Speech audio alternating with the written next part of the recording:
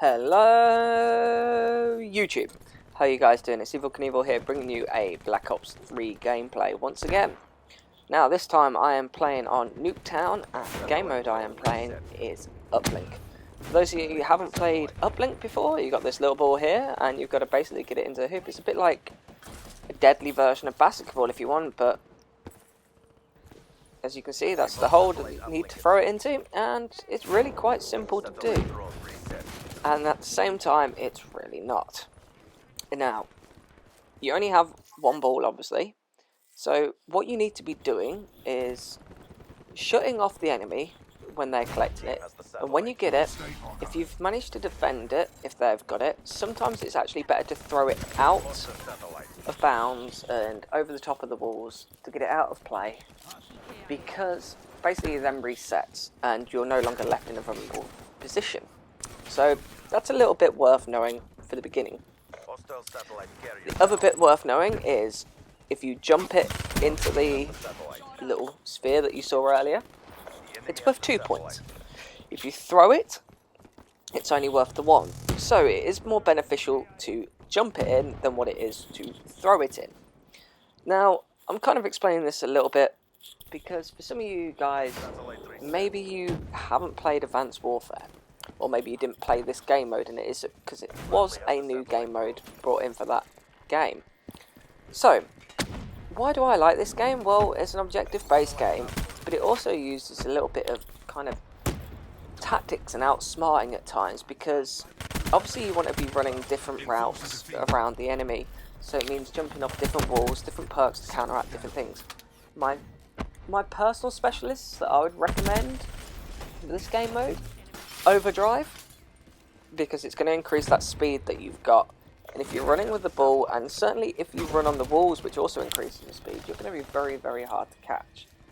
Kinetic armor, because that way the increased armor that it already gives you when you're holding the ball, you're going to practically be a tank with this kinetic armor at the same time. So if you're going to jump in round the back of the enemy spawn type area with it, much like what I did there and the one before, you don't really know who's going to be there, waiting, respawning, etc.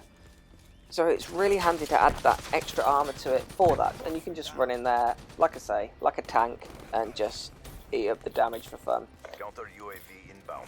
One that I also think might work, although I haven't actually tried it on this one, is Vision Pulse.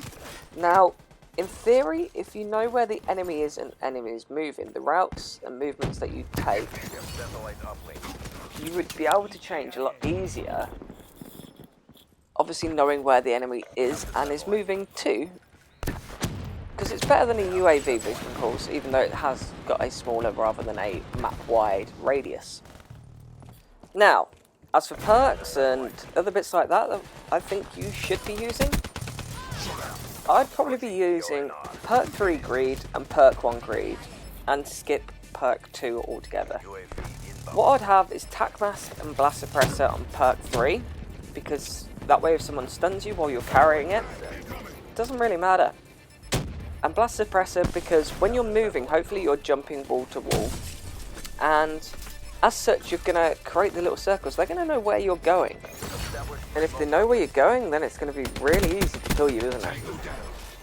Right, perk 1 now. Now, why did I choose to do perk 1 after perk 3? Well, perk 3, that's pretty much a guaranteed thing from what I'm using. Perk 1, on the other hand, there's only one out of the 2 perks that I guarantee you that I'll be using, and that's Afterburner.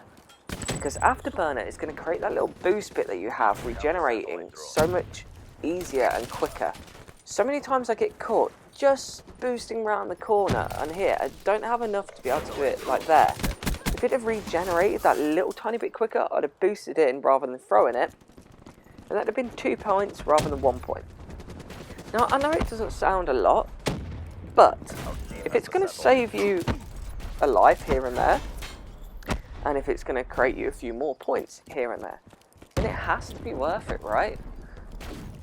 Now, what do I equip perk 1 greed with, beside Afterburner? Now, if you've been watching my channel, you'll know that 6th Sense is the obvious choice from me.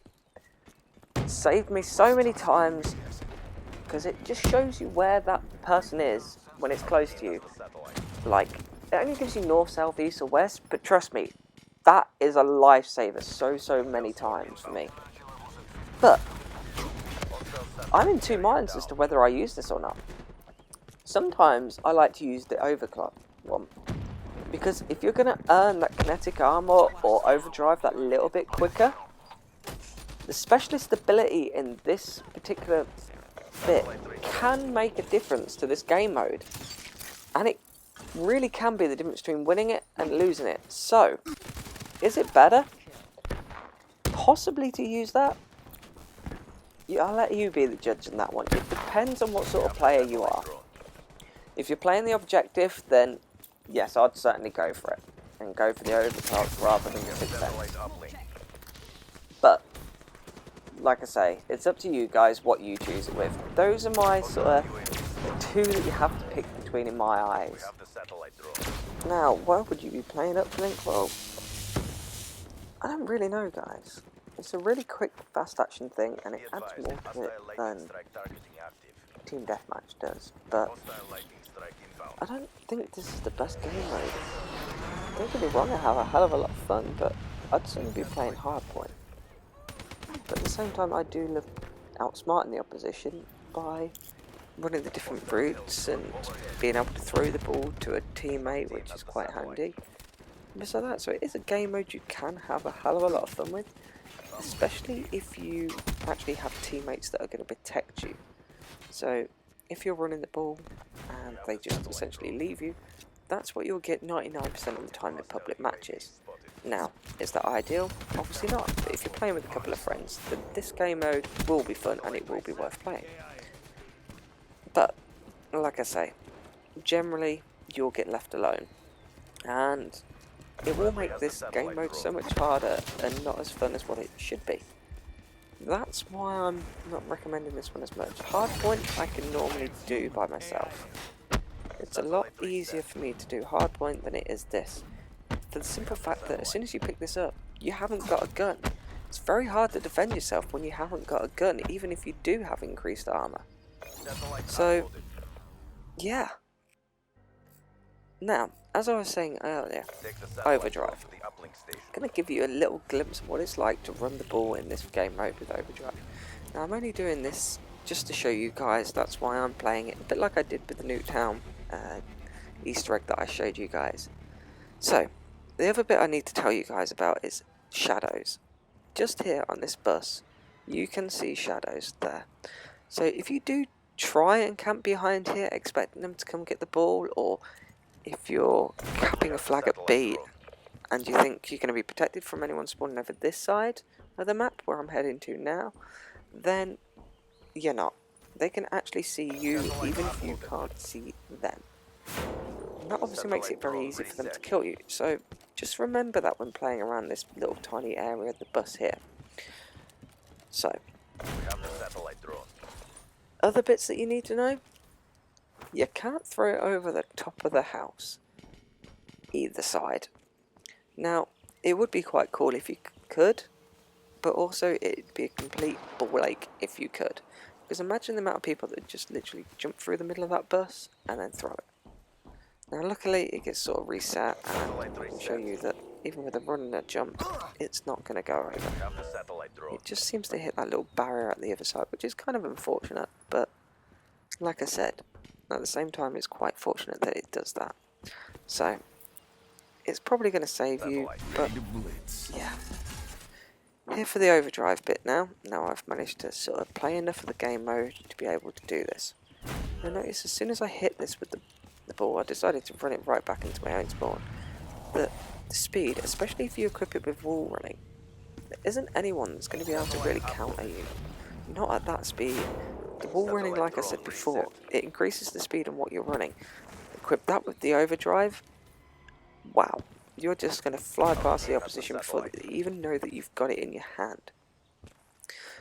Now, there's something else that I sort of touched a little bit on earlier, but it's kind of a little bit better if I show you it. When you haven't got a gun out, with the ball, it's obviously easy for people to kill you. So if you've got it and you're being challenged, why not throw it at the opposition? It's a little bit risky, don't get me wrong, but if you throw it to them like this, they can't fire at you, you fire at them, they're going to think what the hell, and that's game over for them. Anyway guys, if you enjoyed this one, please leave a thumbs up, and I'll catch you guys in the next.